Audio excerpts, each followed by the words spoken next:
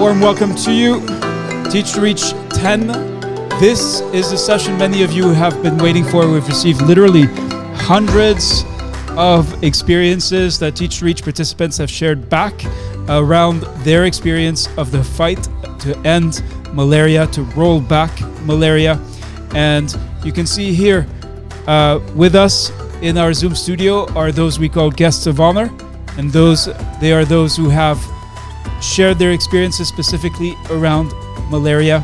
I realize we've just finished a session on neglected tropical diseases, and now we are receiving messages from those who were ready to share.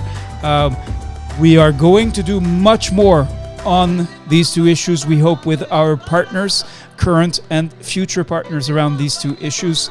So if this leaves you thirsting for more, next time you receive an email from Teach to Reach that mentions malaria and neglected tropical diseases, don't miss it, don't set it aside, but follow up on the prompt. And so here, we know this is an issue that cuts across everyone in malaria endemic countries. And so we wanted to start with this first question. How has malaria impacted your life, your family, and your community? So we're going to lower all the hands and open up for this question, Charlotte. And we know this is not necessarily an easy question. Over to you. Thank you, Reda. So I'll be keeping my eyes on the chat. If you want to share a story or answer the specific question on malaria, you indicate in the chat and we'll turn to you. So we're going to start with Rashida Musa. Rashida, are you able to unmute? I am inviting you to unmute. You also have Bernard. Hello, everyone. Yes. Hello. Over to you, Rashida. And please Hello, start by introducing. Okay. Hello, everyone. Good afternoon. I'm Rashida Musa Mukaddas from Bochi, state of Nigeria. I would like to share my experience on malaria. Actually, malaria has impacted a lot on my family, myself, and my children too, as well as my community. We suffer a lot of malaria. For over the few months ago, we have been suffering from malaria issues because we have been taking, I encourage my family to access care from the facility, and most of the drugs given were not being able to treat those kind of diseases unless we took a longer period before it was cured. And now I encourage my family to be sleeping inside a mosquito net. And majority of my family were leaving their water just like that. They are taking a highborn water that is infected with a lot of vectors and a lot of issues that causes malaria. Like also due to a lot of symptoms, we know during this period we have been experiencing a lot of harsh weather. The weather is not so good with so that is why a lot of my family, my children have suffered the most. And actually, from my child experienced some kind of measles last month, and he started with malaria, which stayed longer for a period of 2 to 3 weeks without having a proper care until after some few time the measles just start to come out, even though he has taken his vaccine and other things. That's why it has not affected him the most. So from there, we encourage my family, my community to take care of themselves. Whenever they want to sleep, they should sleep in a conducive environment, and they should sleep in a place where there is not affected with mosquitoes. Even with mosquitoes, they should be able to fumigate the environment with something that will, with the kind of fumigation insecticide that will that will kill and reduce the number of mosquitoes around that environment.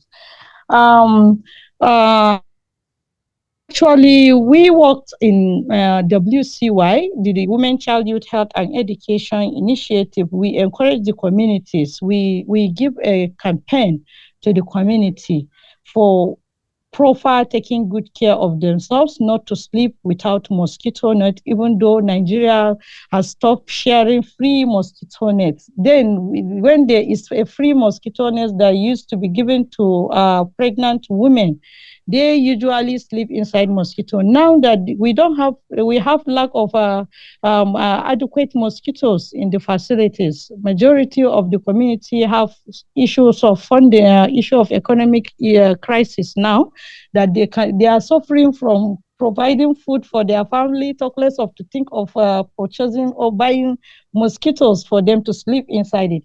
So all these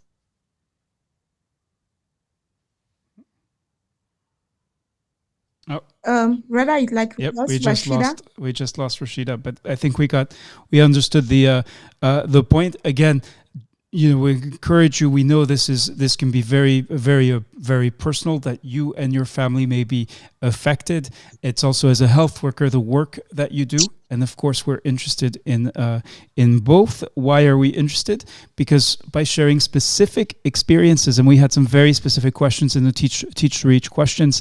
One of them, of course, is how changes in climate and adverse weather are affecting malaria in your community. And really the key question is, what actions have you or others taken? How do these actions make a difference? Another question we had is about the utilization of bed nets that is low in some communities. What's the situation in your community? How are bed nets available? What makes a difference between a family that uses bed nets and a family that does not?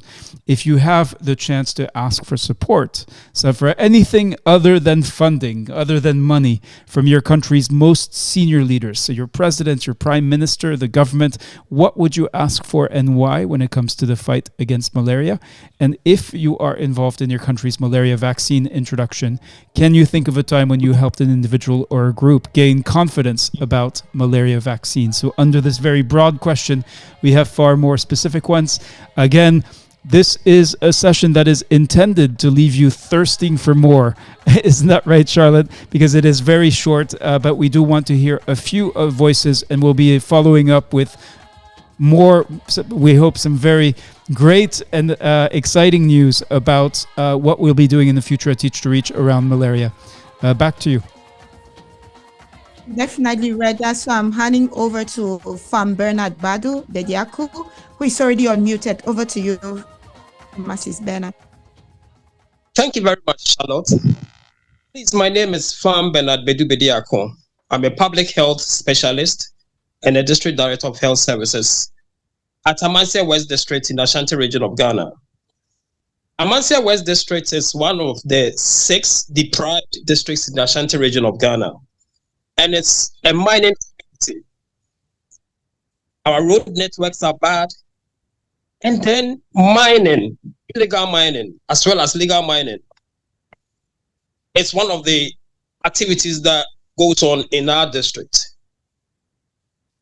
Now, when you look at our OPD morbidities, malaria is always the number one when you take the top 10 outpatient department morbidities across the 17 health facilities that I have under me. If you look at 2022, for instance, malaria represented 39.8% of total OPD in 2022. But in 2023, at the end of the year, it had gone up to 40% of all OPD cases. And of course, the population has increased, but it doesn't necessarily mean that malaria cases should also go up. Now, if you look at children under 5 years, malaria increased from 4,344 cases in 2022 to 4,548 in 2023. Likewise, for children and adults above 5 years, it's increased from 12,808 cases in 2022 to 14,096 in 2023. And this is a challenge for us. We realize that these are some of the causes. Then I'll come to the interventions that and adaptations that we made. So obviously, malaria is endemic and perennial in Ghana.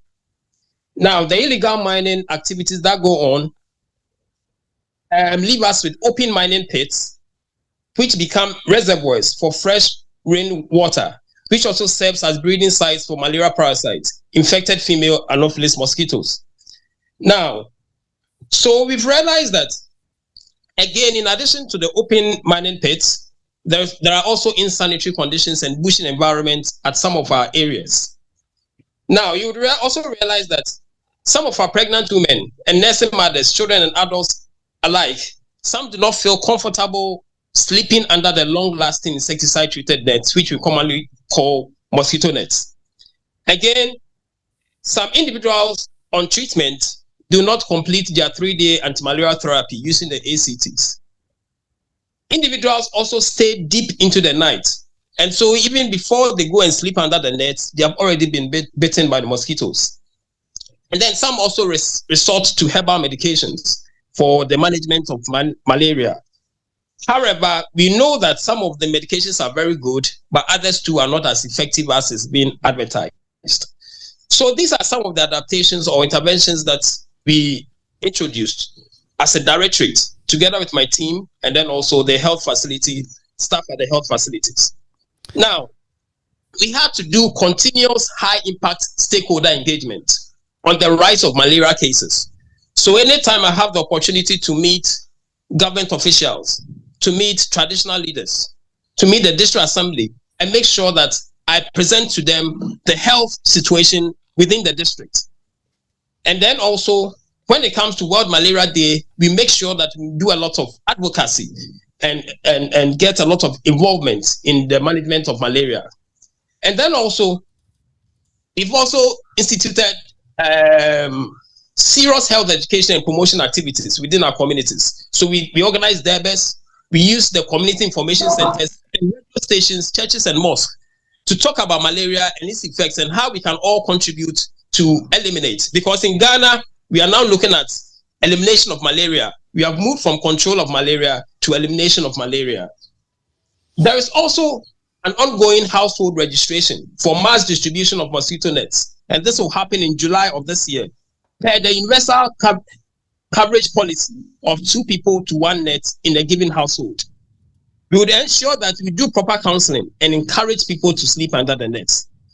Again, there will also be continuous distribution of mosquito nets to pregnant women who register at the antenatal clinic for the first time. We call them registrants. Then there will also be continuous distribution of mosquito nets to children at 18 months of age when they come for child welfare clinics. At our health facilities, we are working towards ensuring 100% testing. That's confirmation of malaria before treatment.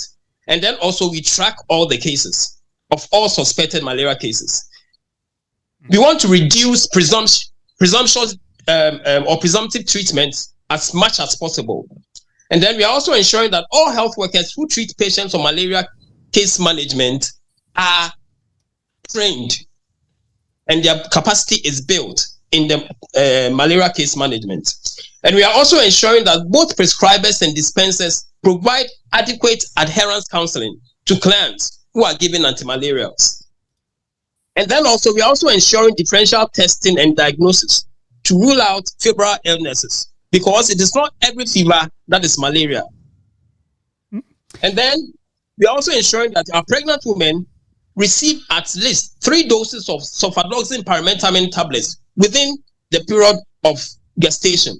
And this is a policy called the intermittent preventive treatment of malaria, making sure that we are preventing malaria in the pregnant women.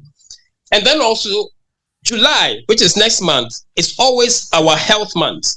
And so we do a lot of screening, we do a lot of advocacy, communication, and then testing of NCDs as well as malaria within the communities. So next month is an opportunity for us also to engage the community on malaria prevention. We are also playing jingles on malaria at all our information centers across the 62 communities in Amasia West District. And so it's a community action helping to eliminate malaria within the communities. And so all these jingles are being played, efforts are being made at the community level and at the district level to eliminate malaria in Amasia West. And also we are looking out for support for indoor residual spraying, targeting the vector, of course. So these are some of the interventions that we've put in place. And we are hoping that by the end of this year, 2024, the malaria cases would go down. In fact, as at the first quarter, we have seen signs of reduction in malaria cases. And we are looking out for the second quarter to end, and we will validate our data. And I'm sure by the end of the second quarter, which is June ending, I'm very sure that malaria cases would have reduced significantly. And by the end of December as well, we are expecting that our cases of malaria would go down. And so in Amansia West, we are very much engaging stakeholders when it comes to illegal mining, because we are promoting what we call regulated mining activities. Yep, Farm Bernard, I believe you've already spoken about that. Remember that this is a short session with many invited guests of honor who've shared their experience. I take note of the high relevance given the progress of Ghana Health Service in moving from control to elimination of malaria. Thank you for your contribution, but we do want to leave a little bit of time for others to share their experience. We're also looking for really what you actually did. Of course, you were speaking as a program manager, and that is very important to hear that voice as well. Coordinating activities of in your area of responsibility, and that's a very comprehensive overview. Thank you for that. Now we are interested in these specific questions around the utilization of bed nets, the chance to ask for support from your country's leaders, and then this question: have you seen malaria cases go up or down, and why? What have you done to adapt to these changes? Back to you, Charlotte. Thank you, Reda. I was inviting Caroline Akoshile. Caroline, I don't know if you're able to unmute yourself.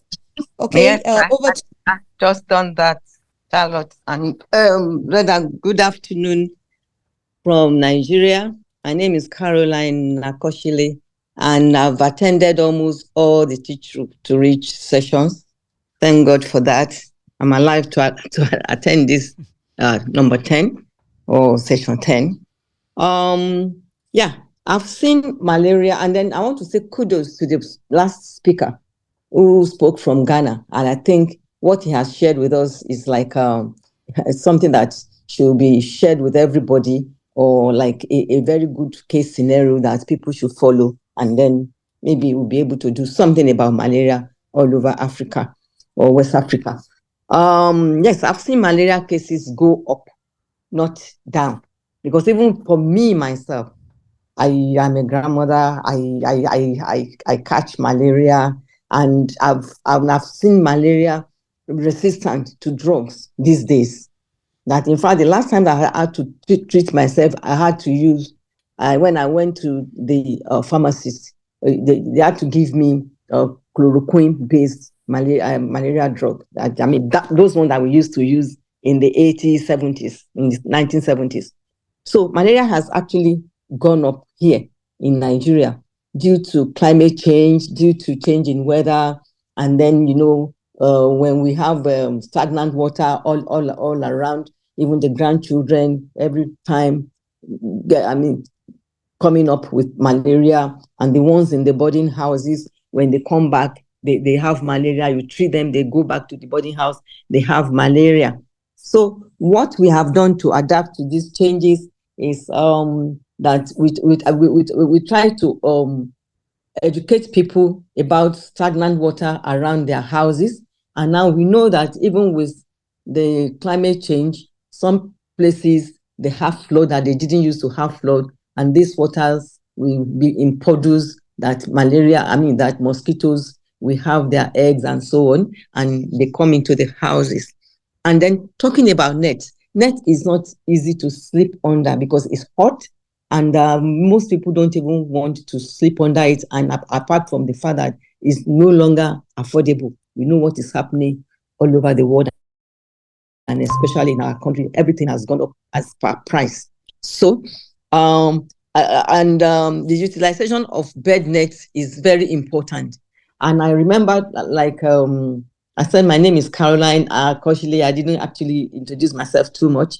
I retired from UNICEF, and I know that when I was in UNICEF, we had to introduce nets to communities, and we did some significant change, evaluation of the nets and so on, and it was very effective. The community members who use nets and those ones that did not use net, but then it needs a lot of communication, behavior change activities for people to take up these nets and then use the bed nets.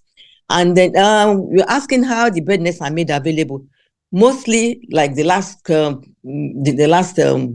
speaker said, when women, young women of reproductive age, when they register in the antenatal, we give them nets. That's in Nigeria here. That's what I know. I'm a retiree now. I'm no longer too active in all those things, but we used to give them nets, and then we advise them to sleep under the nets. And I know that my grandchildren, they sleep under the nets. And then if I have a chance to ask my country most senior leaders, especially in health, I would say they should not stop distributing bed nets, because there is a time that we integrate programs. When you have measles campaign, you have polio campaign, and then you also distribute nets at that time. I will ask them to distribute nets. And then if they distribute bed nets, which is mosquito nets, and not just distribution, they should also go ahead and do behavior change activities on it. Because we find out that at times when you distribute nets, people use the nets to go and fish. They don't use it on their beds. So that's what I would say. That's what I have to say for now. Thank you very much for the opportunity that you have given me to say something. And well done, Reda and Charlotte. You are doing a very good work.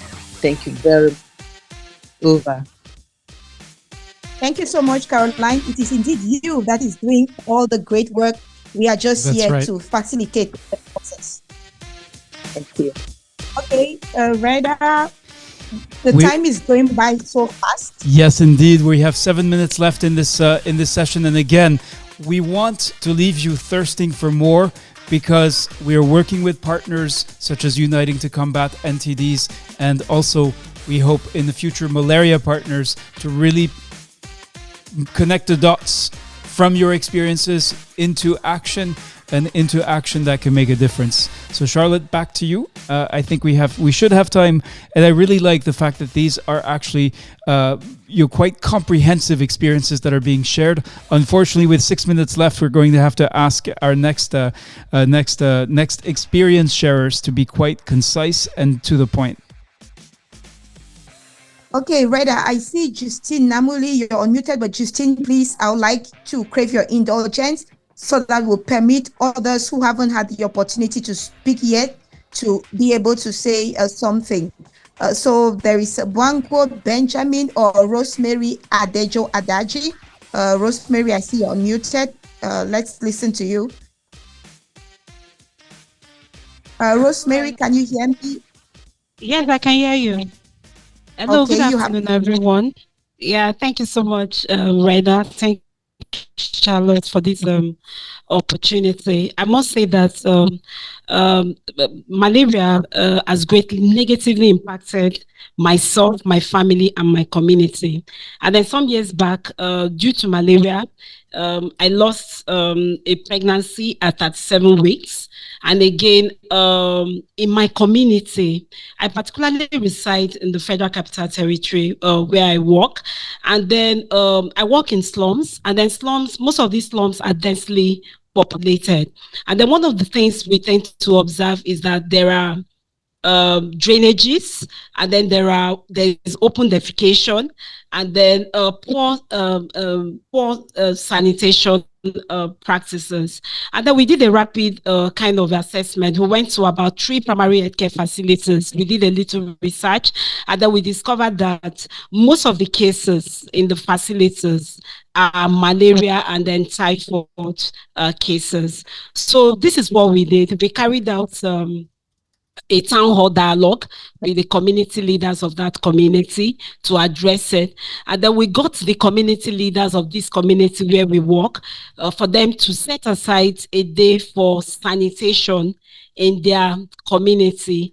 Until date, I'm excited to say that the sanitation days are being maintained in these communities where we work.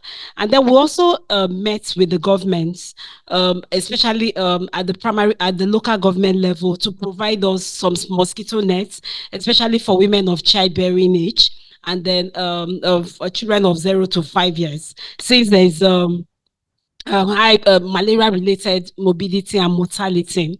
So we got some nets, and then we distributed to these persons.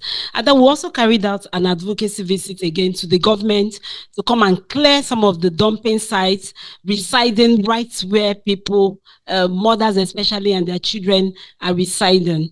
And I'm happy to say that the government, especially, let me call the name, Kuje Area Council, was magnanimous enough to go and then evacuate this refuse dump from where people are residing. So what we are currently working with the community right now is to get a dedicated site for dumping refuse. So my ask to the government right now, or to the leaders, is that they should provide more mosquito net, treated mosquito nets to women of childbearing age. The truth is, it's the distribution is very low. A lot of women are not having these nets, even when they make demands.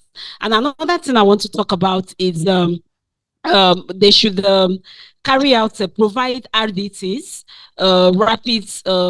rapid tests, where we could carry out tests. And then if there's anybody that is having malaria, the person should also be given drugs. Because the truth is, a lot of persons do not even have money to buy some of these drugs to be able to take care of themselves. And then the next ask I have again is also for the government to also ensure that there's more material, especially in terms of IEC information education in local languages, so that people could also be able to understand that malaria is endemic and it's life-threatening. So I think I will just stop here and then give opportunity to other speakers. Thank you very much. All right, thank you very much indeed. I know, Charlotte, that I believe none of the speakers who shared experiences spoke to this question: how have changes in climate and adverse weather affected malaria in your community? Which it seems like the issues around malaria are already, without even speaking about climate change, so significant that it's actually difficult to get to that aspect of it, even though there are indications that there are potentially significant changes coming. So we must end this session. I'm going to share a couple more of the experiences. I think we already shared this one. The last one will be from Pamela and Jeru. In Kenya, the government is using the community health promoters to sensitize the community on malaria prevention and net distribution. And she says, Pamela, I had malaria some years back that almost ended my life, as well as my child had malaria that almost killed him. The government is working hard to reduce and eradicate malaria. Thank you for sharing. Very personal story, and I know that as a health worker, you are not the only one to have had such an experience in the face of this disease and the vectors that carry it. So again, do not be disappointed if you did not get a chance to speak. This is one moment. It's Teach to Reach 10. As our guests of honor, we will be following up with you. We will be sharing the experiences that you shared in writing, and we'll be inviting you to further special opportunities, and some of them will be reserved, in fact, for our guests of honor. For those of you who are contributing, how do you become a guest of honor? You become a guest of honor by answering one or more questions. So that's it, Charlotte. And Reda, yes, go ahead. I just wanted to add one thing to our guests of honor, that it may be difficult to listen to everyone, but we can read every comment in the chat. So at times, it could just be useful to share your experience in the chat, and it will be showcased on the screen for those who are watching across other media, and also those who are in the room will also learn from it.